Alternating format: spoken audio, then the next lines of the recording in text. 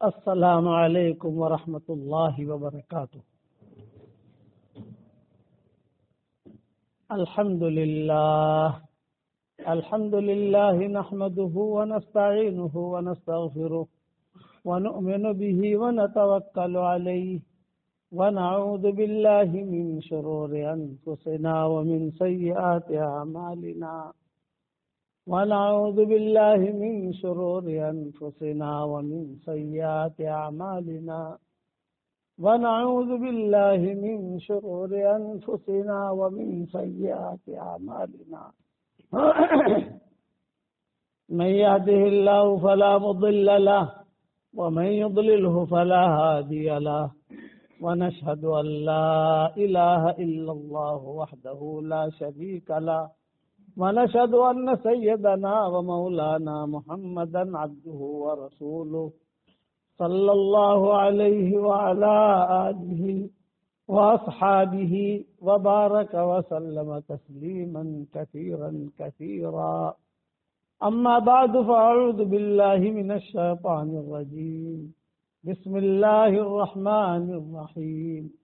يا أيها الذين آمنوا توبوا إلى الله توبة نصوحا عسى ربكم أن يكفر عنكم سيئاتكم ويدخلكم جنات تجري من تحتها الأنهار يوم لا يخزي الله النبي والذين آمنوا معه نورهم يسعى بين أيديهم وبأيمانهم يقولون ربنا أتمم لنا نورنا واغفر لنا إنك على كل شيء قدير. صدق اللہ العظیم.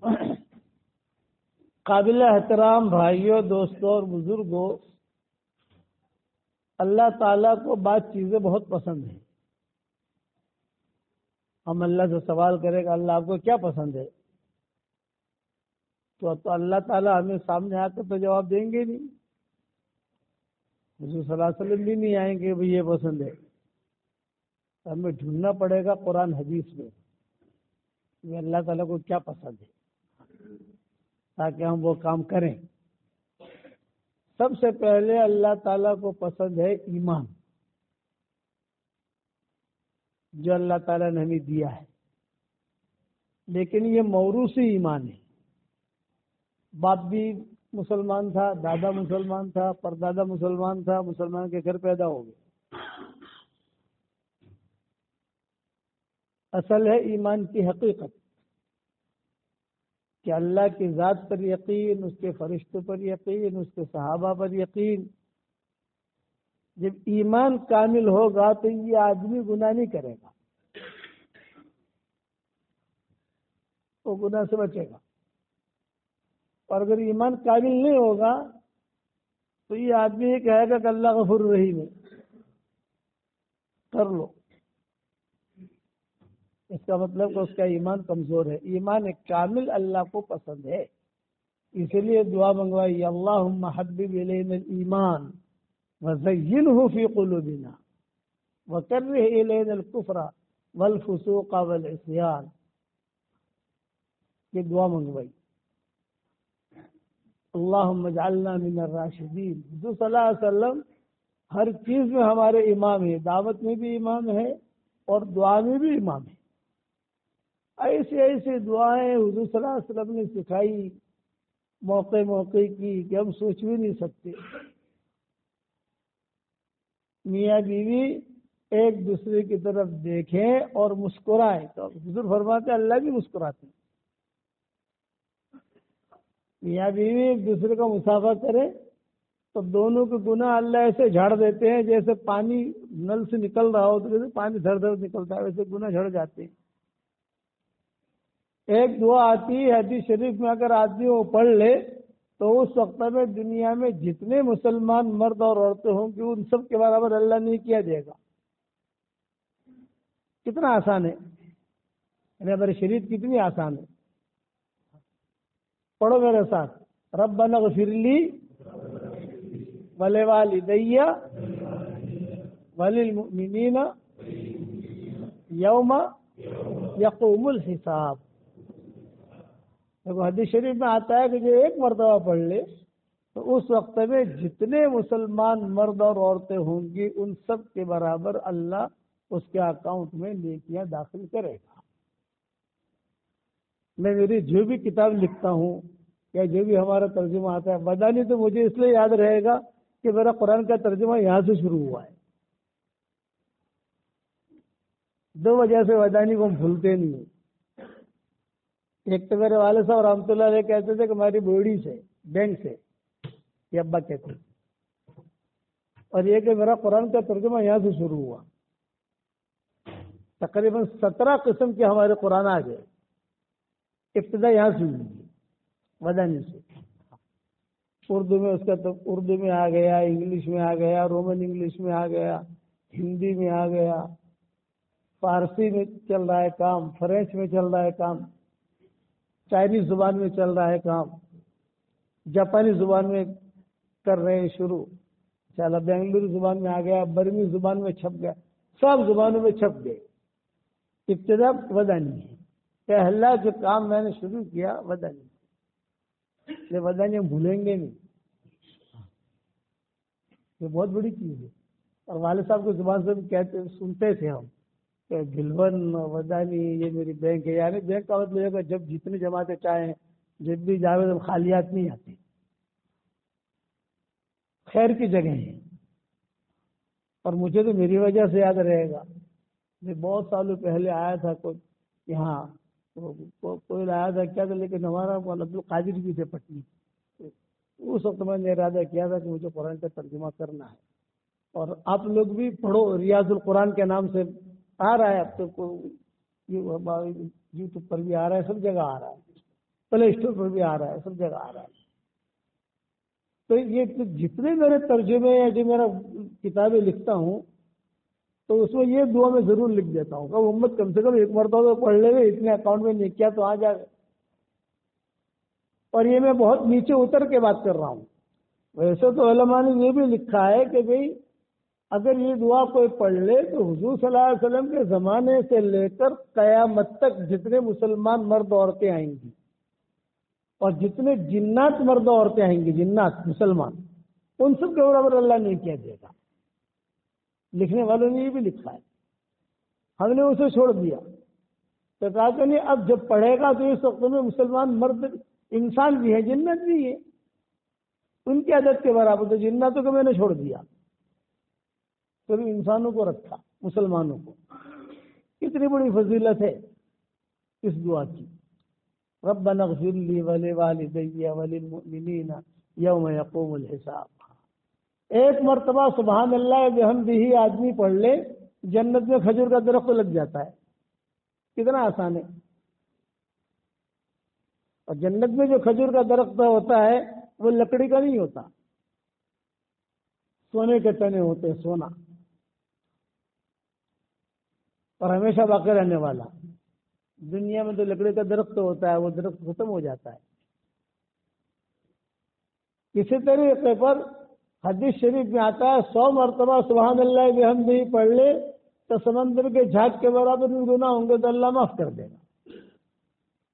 یہ فضیلتیں بہن، اچھا یہ فضیلتیں پچھلی امتوں کے لیے نہیں، تو پچھلی امتوں کے لیے فضیلتیں، اور میں نہ، اس امت کی خصوصیت ہے، اس امت کی بہت خصوصیتیں ہیں، ان خصوصیتوں میں سے اللہ نے یہ رکھا۔ عمریں ہماری کر دی کم، تھوڑی عمر ہو گئی، 40 سال 60 سال تک، 60 سال 70 سال، لیکن بھاؤ بڑھا دیا ہمارا بہت۔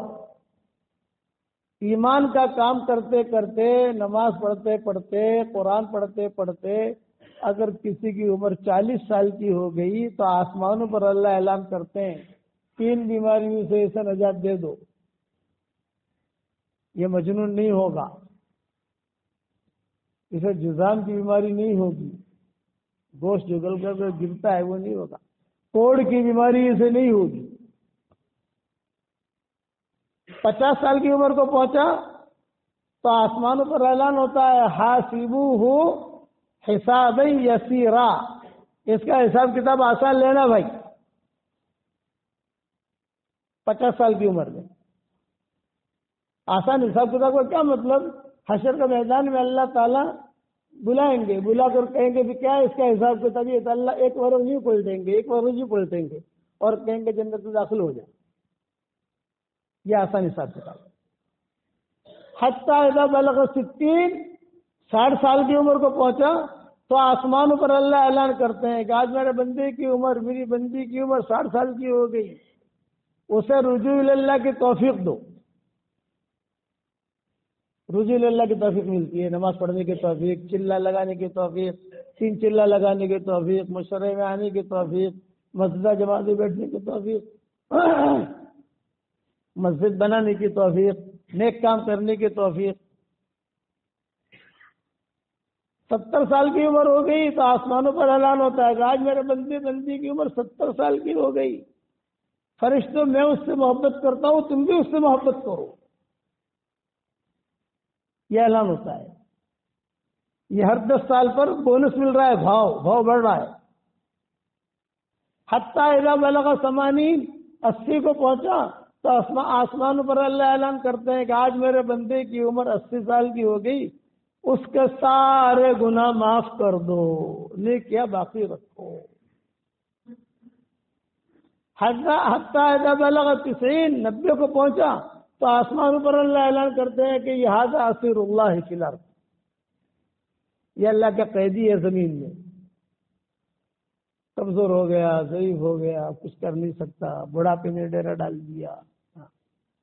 ھذا اسیر اللہ فی الارض، یہ اللہ کا قیدی ہے زمین میں، اس کے گناہ معاف کر دو، نیکیاں باقی رکھو، اور اپنے گھر والوں کے بارے میں جتنے کے بارے میں سفارش کرے گا میں اسے قبول کروں گا۔ یہ پچھلی امت میں یہ تھا، یہ کرنا، یہ ہمارا بھاؤ ہے، لیکن آج ہمارے بھاؤ کی قدر نہیں کرتے۔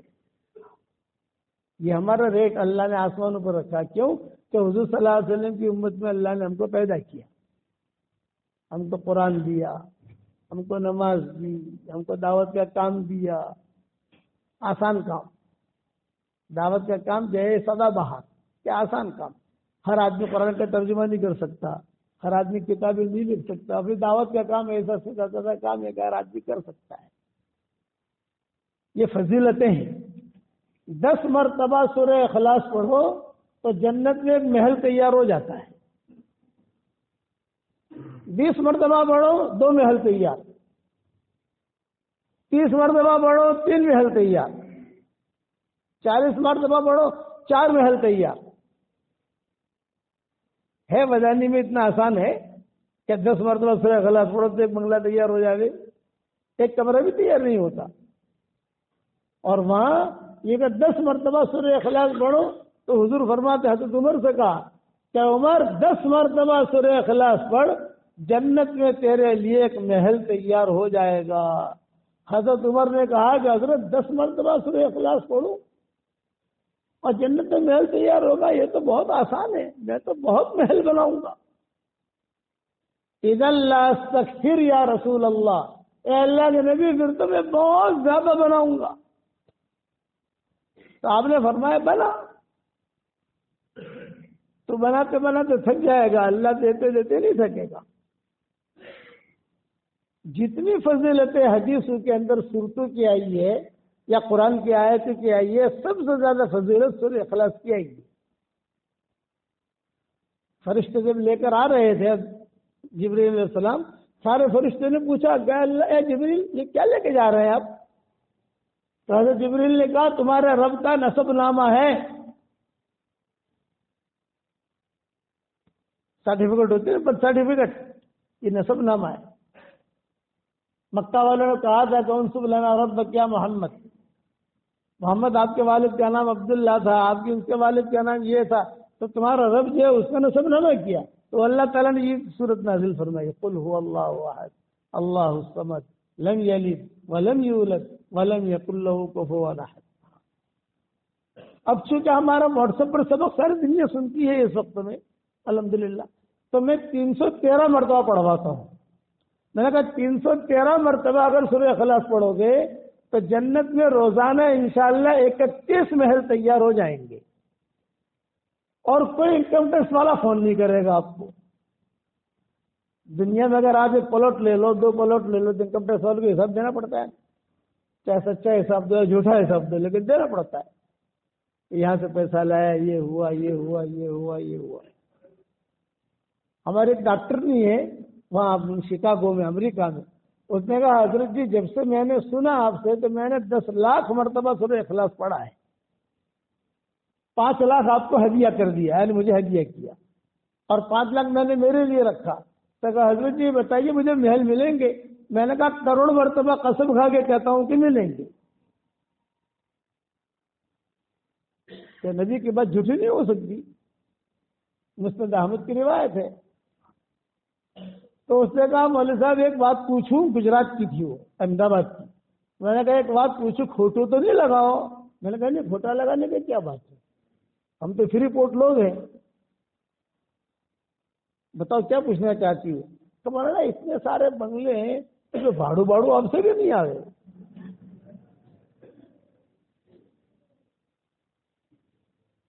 رینٹ ہے کہ؟ میں نے کہا گجراتی اور پنجابی ان لوگوں کو بھاڑے کا زیادہ فکر رہتا ہے، میں نے کہا بھاڑا تو نہیں آئے گا، تو اتنے سارے بنگلے کریں گے کیا؟ میں کہا جب جنت میں جائیں گے انشاءاللہ مشورہ کر لیں گے، جب اللہ میں جنت میں داخل کرے گا مشورہ کر لیں گے۔ تو آسان کتنا ہے،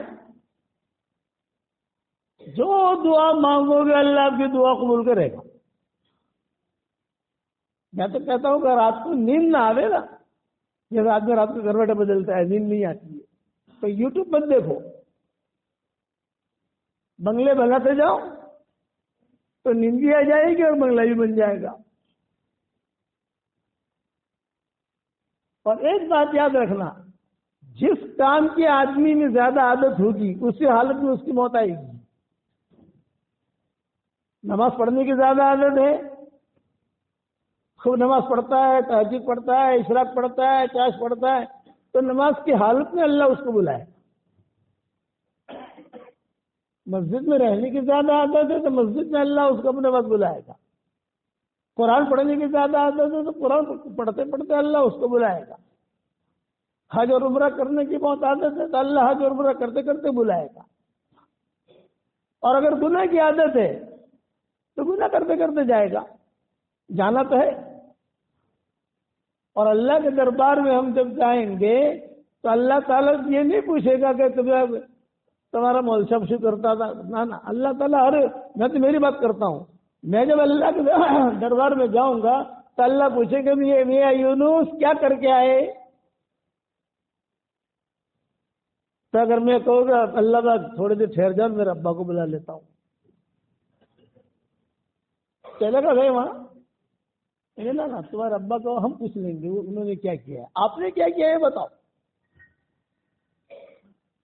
اس کو کہتے ہیں کل امرئ بما کسب رہین۔ ہر آدمی کو اس کا اللہ آنکھوں میں آنکھیں ڈال کر پوچھے گا کہ تو کیا کر کے آیا۔ وہاں چالاکی نہیں چلے گی، دنیا میں تو چالاکی چل جاتی ہے، وہاں چالاکی نہیں چلتی۔ اور ایک نصیحت کرتا ہوں، دلوں کے اندر سے میل کو ختم کرو۔ دل میں میل رکھ کر اگر عبادت کرو گے کوئی عبادت قبول نہیں ہوگی۔ قلب سلیم کہتے ہیں، قلب سلیم، ایک ہے قلب سلیم، ایک ہے قلب سقیم۔ قلب سلیم اسے کہتے ہیں کہ جس کا دل پاک صاف، کسی کے بارے میں حسد نہیں، کسی کے بارے میں بغض نہیں، کسی کے بارے میں کچھ نہیں، یہ ہے قلب سلیم۔ اور قلب سقیم اسے کہتے ہیں جس کے دل میں کچرا بھرا ہوا ہو، یہ ٹھیک نہیں ہے، یہ ٹھیک نہیں ہے، وہ ٹھیک نہیں ہے، اس نے کیوں کیا، یہ کیوں کیا، وہ آدمی ہلاک ہو جاتا ہے۔ اللہ کے نزدیک اس آدمی کی کوئی ویلیو نہیں ہوتی۔ اور سارے علماء کا اتفاق ہے، عرب علماء ہوں، عجم علماء ہوں، سب کے اتفاق ہے کہ اگر جیسے جمعہ کی نماز ہم پڑھیں گے اور دل میں کچرا رکھ کر پڑھیں گے تو نماز کا ثواب ملے گا، لیکن نماز قبول نہیں کریں گے ہم، نیکیاں ملیں گی۔ نیکیاں تو ہمارے شریعت سے بہت آسان ہے، ماں باپ کی طرف محبت کی نگاہ سے دیکھ لو، مقبول ہوتی ہے، جب ثواب مل جاتا ہے۔ بیوی کے منہ میں لقمہ دے دو تو آپ کو جو 70 کا ثواب ملتا ہے. تو ہمارے شریعت میں نیکیاں کرنا بہت آسان ہے. نیکی کا بھاؤ بھی ملتا ہے، لیکن عمل کو قبول کرانا یہ سب سے مشکل. اسی لیے ایک جملہ اللہ نے کہا انما یتقبل اللہ من المتقین، ہم تو تقوی والوں کا قبول کرتے ہیں. اور تقوی والا کون ہے؟ جو قلب سلیم والا ہے. الا من اتى الله بقلب سلیم اذ جاء ربه بقلب سلیم. ابراہیم علیہ السلام کے بارے میں بتا وَإِنَّ مِن شِيعَتِهِ لَإِبْرَاهِيمَ اذ جاء ربه بقلب سلیم. ظاہر ہمارا کتنا بھی اچھا ہو لیکن دل گڑبڑ ہے تو وہ آدمی اللہ کی نگاہ میں گڑبڑ ہے. اللہ کی نگاہ میں اچھا ہو ہی نہیں سکتا وہ. اسی لیے حضور صلی اللہ علیہ وسلم نے دعا مانگی اللہم انی اسألک قلبا سلیما.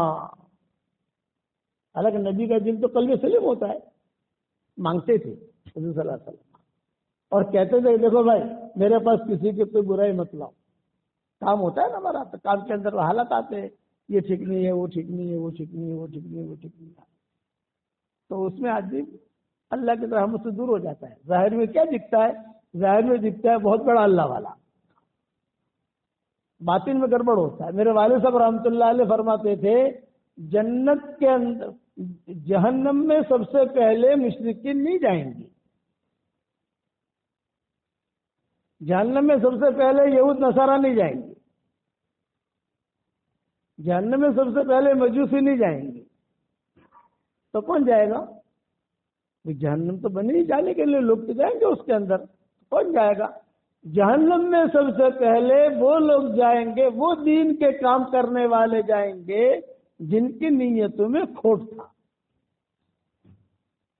یسعر بخاری کی حدیث کی جملہ ہے. یسعر جہنم کو اللہ بھڑکائے گا. وہ دین کے کام کرنے والے جن کی نیتوں میں کھوٹ، کہ وہ نیتوں کو تو اللہ جانتا تھا اور تو کوئی جانتا نہیں تھا.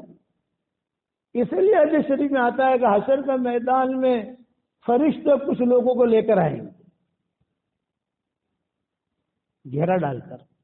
کچھ مرد ہوں گے، کچھ عورتیں ہوں گی. اللہ کے دربار میں اللہ تعالیٰ کہیں گے ابھی کیوں لائے ان کو؟ یہ کہا یا الہنا ما رأینا منہم شرقت.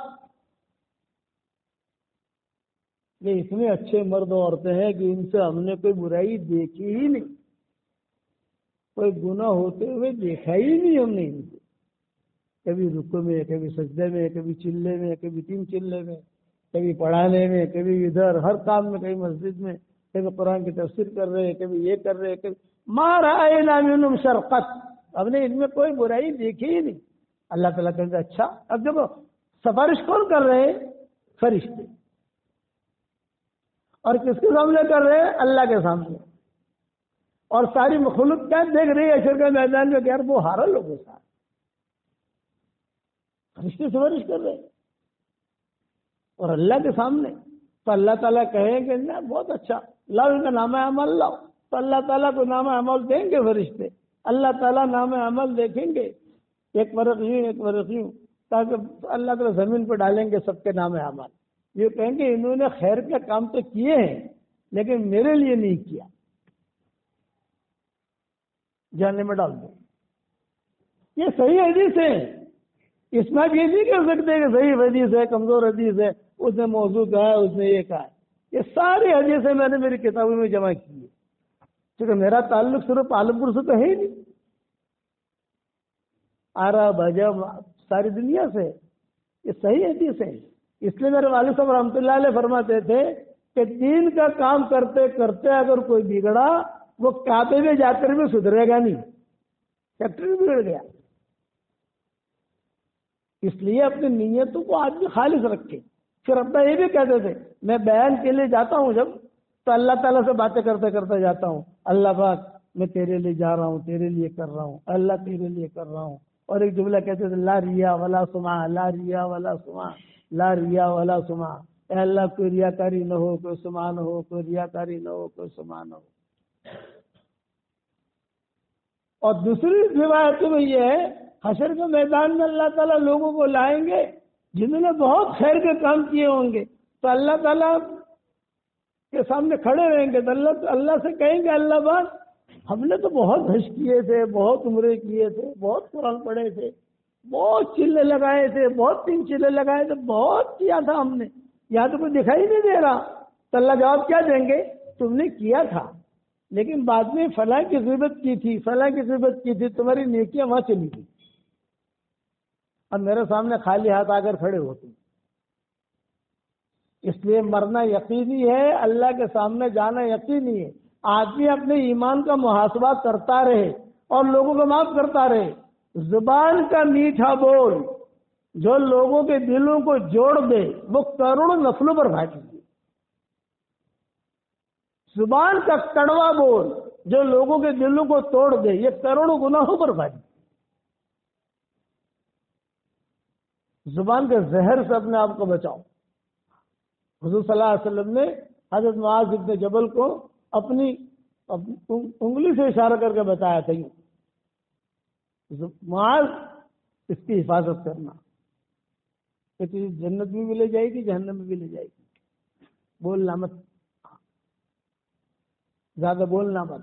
زیادہ بولنے کے فضائل نہیں ملیں گے آپ کو، خاموش رہنے کے فضائل ملیں گے۔ زیادہ کھانے کے فضائل نہیں ملیں گے، کم کھانے کے فضائل ملیں گے۔ یہ ڈائبٹیز کی بیماری جو ہوتی ہے نا وہ میٹھا کھانے سے نہیں ہوتی، زیادہ کھانے سے ہوتی ہے۔ آدمی کھائے جائے تو ڈائبٹیز کی بیماری ہوتی ہے۔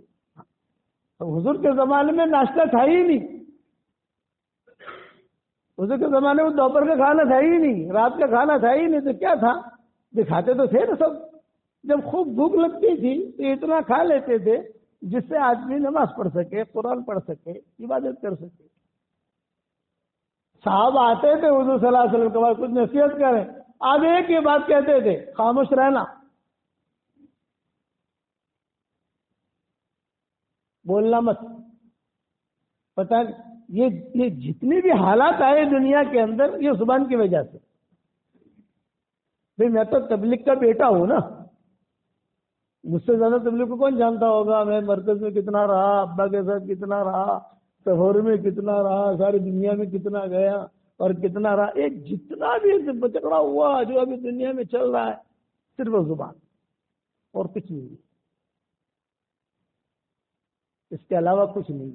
اس لیے آدمی یکسوئی کے ساتھ دعوت کے کام میں لگے، یکسوئی کے ساتھ، ورنہ حشر کے میدان میں کٹھڑے میں کھڑا ہونا پڑے گا کہ تم نے کیوں کیا، آپ کیوں بولے تھے ایسا، آپ کو بولنے کا کیا حق ہے؟ اخلاق، حضور صلی اللہ علیہ وسلم نے اخلاق سکھائے ہیں۔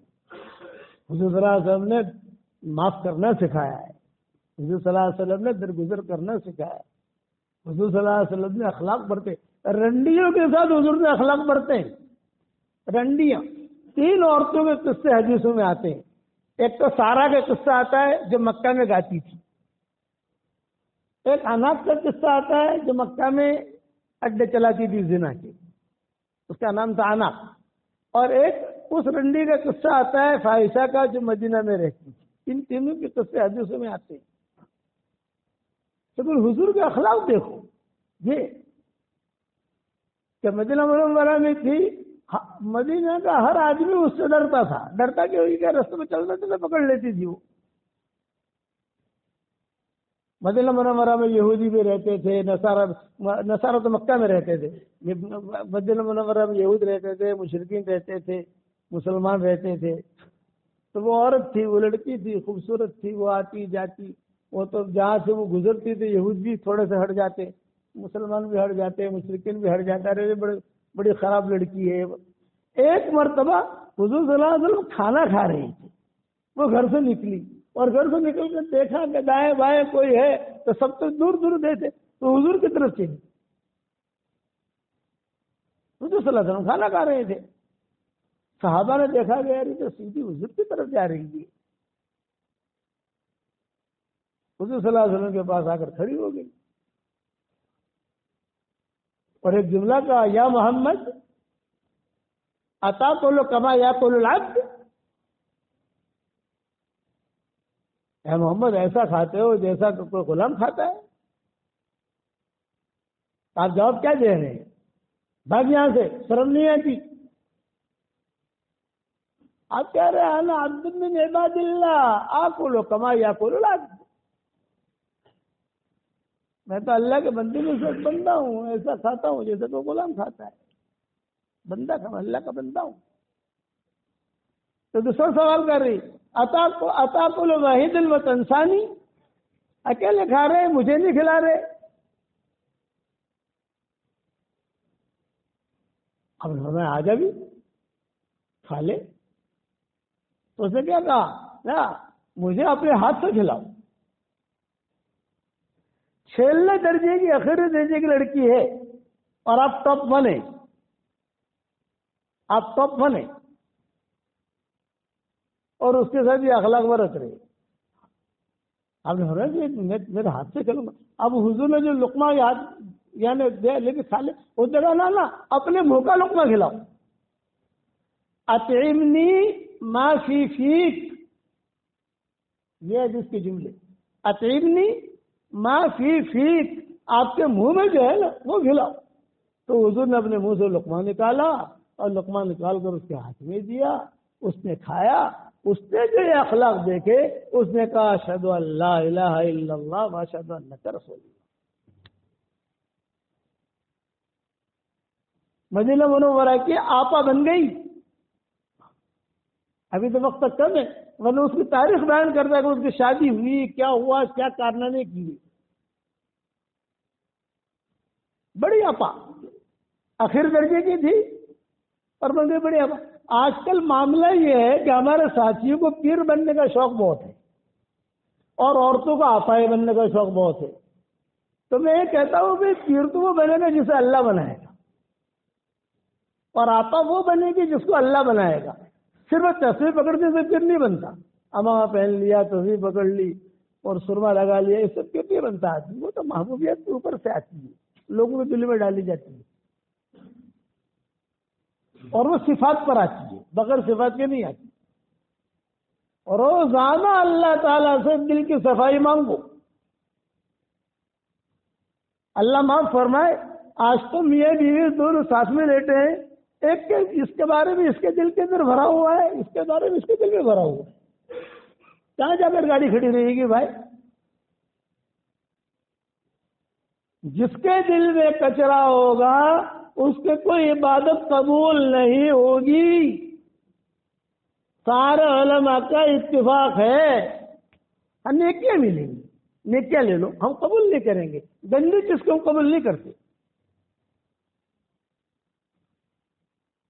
معافی کا دروازہ کھول دیا، پھر چپ ہو گئی، معافی مانگو، لیکن دل کا تعلق صرف اللہ سے اور کسی سے بھی۔ کپڑے تو آدمی اچھے پہن لے گا، یہ کہ کر لے گا، سب کچھ چالاکیاں کر لے گا، لیکن دل وہ اللہ جانتا ہے کہ اس کے دل میں کیا ہے۔ یعلم اللہ فی قلوبکم خیرا یؤتکم خیرا، ہم تمہارے دلوں میں دیکھیں گے، تمہارے دلوں میں خیر ہوگی، ہم تمہیں خیر دیں گے، آئے گی خیر، اللہ دے گا، یہ نہیں کہ اللہ نہیں دے گا۔ اللہ کے یہاں چالاکیاں نہیں چلتی، اللہ کے یہاں ہوشیاریاں نہیں چلتی، اللہ کہتے دیکھیں اس کا دل کیسا ہے۔ اس لیے آدمی خاموش رہنا سیکھے، اپنی زبان کو کنٹرول میں رکھے، اللہ کے احکامات کو پورا کرے، اور یہ 10 مرتبہ کا جو سورہ اخلاص والا وظیفہ ہے اسے حساب کر کے دیکھو، 313 مرتبہ پڑھو، انشاءاللہ اس کے بعد جو دعا مانگو گے اللہ آپ کی دعا قبول کرے گا۔ 31 بنگلے بن جائیں گے، بنگلے ملیں گے وہاں۔ اور اخلاق بتائے حضور صلی اللہ علیہ وسلم نے، سب سے کہا کہ دیکھو مجھ سے قریب وہ ہوگا جو اچھے اخلاق والا ہوگا۔ حضرت جریر ابن عبداللہ باہر کھڑے ہوئے تھے، حضور صلی اللہ علیہ وسلم قبر میں بیٹھے ہوئے تھے، اور سارے صحابہ بیٹھے ہوئے حضور صلی اللہ علیہ وسلم کے پاس۔ حضور نے دیکھا کہ جریر آئے ہیں، یہ بہت خوبصورت تھے، حضرت جریر یمن کے تھے۔ اب آپ نے سوچا پھر یمن کا آدمی ہے، شہزادہ ہے، بڑا آدمی ہے، تو آپ نے سوچا بھی تھوڑی سی جگہ مل جائے تو اس کو اندر بلا لوں، لیکن سب مل کر صحابہ بیٹھے ہوئے تھے، کمرہ چھوٹا تھا۔ تو حضور صلی اللہ علیہ وسلم نے اپنی چادر لپیٹی اور چادر لپیٹ کر یہ پھینکی، جریر یہ سب بچھا لو، اس پر بیٹھ جاؤ۔ یہ اخلاق برتے آپ نے غیر مسلم کے ساتھ، تو غیر مسلم ہے۔ تو جریر ابن عبداللہ نے وہ چادر لی اور سونگی اور سن کر اپنے سر پہ رکھی، کہا حضرت اس چادر کا مقام یہ ہے، اور کہا اشہد ان لا الہ الا اللہ واشہد انک رسول اللہ، اب اللہ کے سچے نبی۔ معمولی اخلاق پر اتنا لوگوں کو ایمان ملا ہے۔ ہجرت کے سفر میں 2 ڈاکو ملے حضور صلی اللہ علیہ وسلم کو، خطرناک ڈاکو۔ 4 آدمی تھے ہجرت کے سفر میں حضور صلی اللہ علیہ وسلم کے ساتھ۔ حضور صلی اللہ علیہ وسلم، حضرت ابوبکر کا غلام عامر ابن فہیرہ اور ایک عبداللہ ابن اریق رستہ دکھا رہا تھا حضور صلی اللہ علیہ وسلم کو۔ تو 2 ڈاکو ملے، تو وہ جو دلیل تھا رہبر، اس نے کہا کہ حضرت دیکھو میری تو ان 2 ڈاکوؤں سے دوستی ہے، مجھے تو کچھ کہیں گے یہ، لیکن آپ اپنا معاملہ تھوڑا دیکھ لو اس کے ساتھ، لیکن جو بھی آدمی یہاں سے گزرتا ہے اس کو قتل کرتے ہیں یہ لوگ۔ آپ نے کہا ٹھیک ہے۔ اب وہ تو نکل گیا، وہ 2 ڈاکوؤں کے پاس تو جب حضور گزرے تھے ان دونوں نے تلوار رکھ دی، سامان لاؤ، پیسے دو۔ تو آپ نے یہ نہیں کہا میں اللہ کا نبی ہوں تو میرے ساتھ کچھ نہیں کر سکتے، یہ جملہ نہیں کہا۔ آپ نے ان کے ساتھ حکمت اور اخلاق والا معاملہ کیا۔ آپ نے فرمایا کہ ٹھیک ہے تو اب دونوں اپنا نام تو بتاؤ۔ تو دونوں نے کہا موہانان۔ موہانان کا مطلب ہے ذلیل لوگ۔ آپ نے فرمایا اللہ اللہ اللہ، بل انتما مکرمان، تم تو عزت والے ہو۔ اتنے اخلاق برتے آپ نے، اتنے میٹھے بول بولے، لا لا لا انتما مکرمان، تم تو اچھے لوگ ہو، تم تو عزت والے ہو۔ ارے انہوں نے کہا کہ پورے حجاز میں کسی نے ہمیں عزت والا نہیں کہا، یہ آدمی عزت والا کہتا ہے۔ ارے آئیے آئیے اندر آئیے اندر آئیے اندر آئیے۔ کمرے میں لے گیا، بٹھایا، حضور صلی اللہ علیہ وسلم کو جو ان کے غار تھی حضور کا اکرام کیا، کھجوریں کھلائی، یہ کیا۔ اتنے میں ایک ڈاکو نکلا تو وہ عبداللہ ابن عمر کے سامنے کھڑا ہوا تھا۔ اس نے کہا میری تو سٹنگ ہے۔ ارے تو بھی آ جا یہاں۔ اس نے کہا نہیں میں یہاں کھڑا ہوں۔ وہ ڈر رہا تھا کہ کہیں ان دونوں کو مار ڈالا ہے ان تینوں کو تو کہیں میری باری آئے گی۔ بھائی تو بھی آ جا، کھانا کھا لے۔ میں یہی کھڑا ہوں بھائی، کوئی مسئلہ نہیں ہے تو آ جا۔ وہ آیا، چاروں کا ان لوگوں نے اکرام کیا، بعد میں دونوں کو دونوں مسلمان بنے۔ یہ اخلاق تھی۔ اخلاق پر قصے تو ہم بہت بیان کر لیتے ہیں، لیکن ہماری زندگی میں اخلاق نہیں۔ بس اتنا یاد رکھنا، مرنا ہے، اللہ کو منہ دکھانا ہے، اور وہاں کوئی چالاکی چلے گی نہیں۔ ڈائریکٹ اللہ پوچھے گا تم نے یہ کیا، کیوں کیا، ہمیں جواب دو۔ اس لیے ہمارا کاروباری معاملہ یہ بھی کلیئر ہونا چاہیے، زکوٰۃ والا معاملہ یہ بھی کلیئر ہونا چاہیے، ورثے والا معاملہ یہ بھی کلیئر ہونا چاہیے۔ ہمارے جوانوں کی زندگی یہ بھی کلیئر ہوگی، اور کب ہوگی؟ جب ماں باپ ٹھیک ہوں گے۔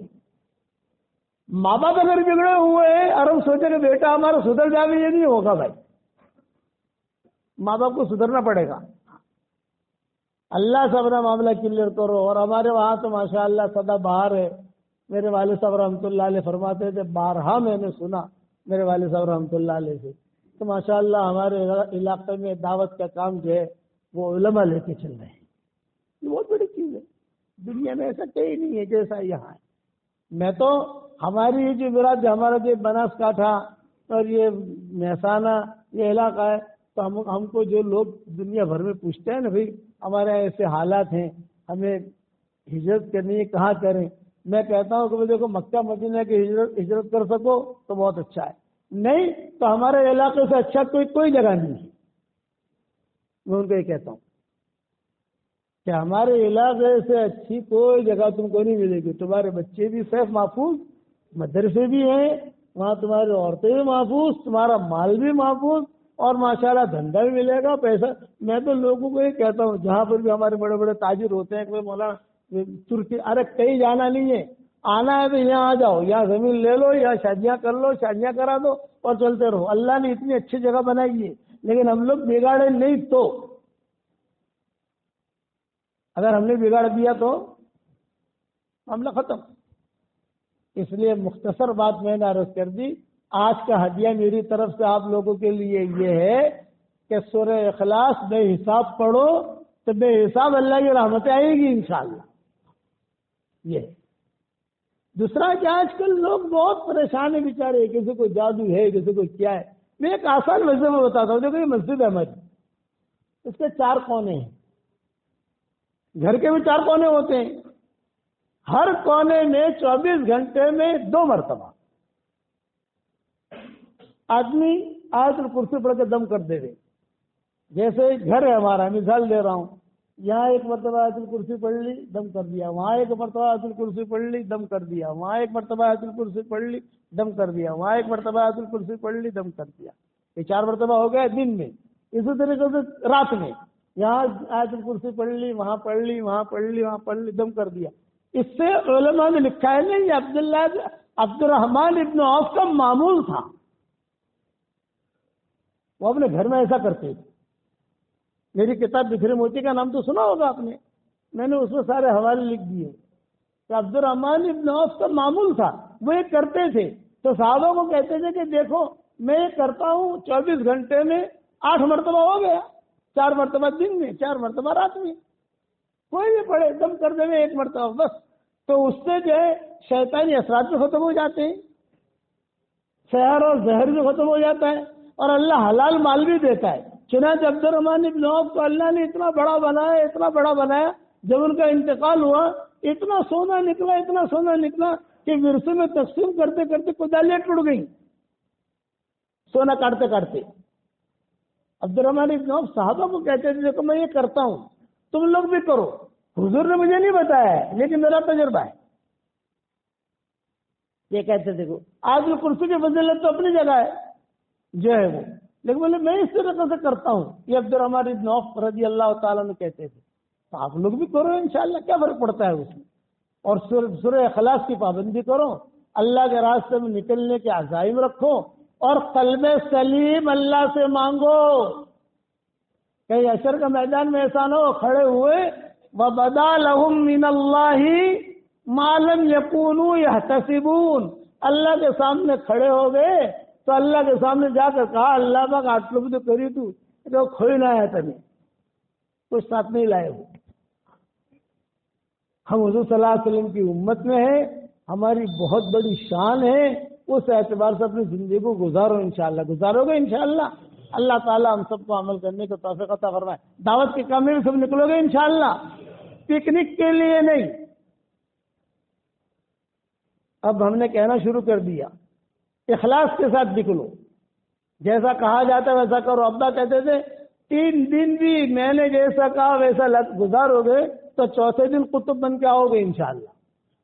میں ایک جگہ بیٹھا ہوا تھا تو باتیں کر رہے تھے کچھ نوجوان، وہ آپس میں باتیں کر رہے تھے ایسے ہی کشمیر میں رک سے کشمیر میں ہیڑ میں بھائی تارے لڑائے تھے کرنا اندر مارے بھی لڑائے تھے نو لکھائے تھے نہیں یار فروانو فروے تھے جائے جماعتیں تھی جائے. تو میں سن رہا تھا ان کی باتیں. تو میں ان کو بولا کون سے گاؤں کے ہو؟ میں کہا مجھے پہچانتے ہو؟ کہاں کہیں دیکھا ہے آپ کو؟ میں نے کہا آپ گھومنے جا رہے ہو پکنک کے لیے جا رہے ہو؟ اور یا تو مول صاحب سے جاؤ، وقت لگاؤ، صفات کے ساتھ کرو، بغیر صفات کے نہیں. اور اللہ کو منہ دکھانا ہے. ہمیشہ ہمارے ذہن میں استحضار ہونا چاہیے مجھے میرا چہرہ اللہ کو دکھانا ہے. تیاری کرو گے انشاءاللہ. اور سورہ اخلاص بھی پڑھنے کی عادت ڈالو، انشاءاللہ بہت فائدہ ہوگا انشاءاللہ.